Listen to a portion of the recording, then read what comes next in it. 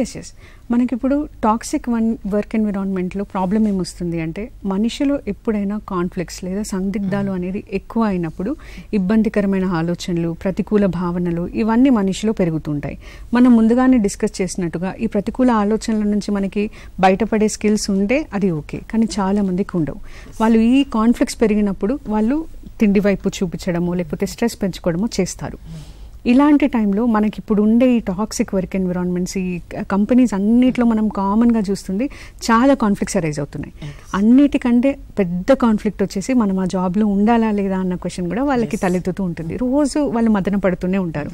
దీనివలన స్ట్రెస్ పెరగడం, స్ట్రెస్కి బరువుకి చాలా డైరెక్ట్ లింక్ కూడా ఉంటుంది. మనం స్ట్రెస్ ఎక్కువ పడ్డాము అంటే మన హార్మోనల్ స్టేట్ మారి బరువు పెరుగుతాము, ఊబకాయానికి దారితీస్తుంది.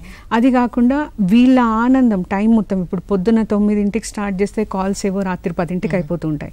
దానిలో వాళ్ళకి మెయిన్గా ఆనందం ఇచ్చేది ఓన్లీ ఫుడ్ లేకపోతే ఆహారం మాత్రమే. సో దానిపైనే వాళ్ళు డిపెండ్ అవ్వడము, చాలా ఆ ఫుడ్ని తినేసేయడం వల్ల కూడా ఊబకాయం చాలా ఎక్కువైతుంది. ఈ మధ్యలో మనం ఇంకొకటి చూస్తున్నాం, వర్క్ ఫ్రమ్ హోమ్. నా ఉద్దేశంలో వర్క్ ఫ్రమ్ హోమ్కి మన ఊబకాయానికి చాలా దగ్గర సంబంధం ఉంది. రోజు మొత్తం కంప్యూటర్ ముందే ఉండాలి, కూర్చోవాలి, అది కూడా మనం ఒక అడుగు కూడా బయటికి వేయట్లేదు, కారు కూడా నడపట్లేదు అంటే అది కంపల్సరీ శారీరక శ్రమని చాలా తగ్గించేస్తుంది. అది మనం కొంచెం ఆందోళనకరంగా తయారవుతుంది, కానీ ఎవరు పట్టించుకోవట్లేదు. That is something we have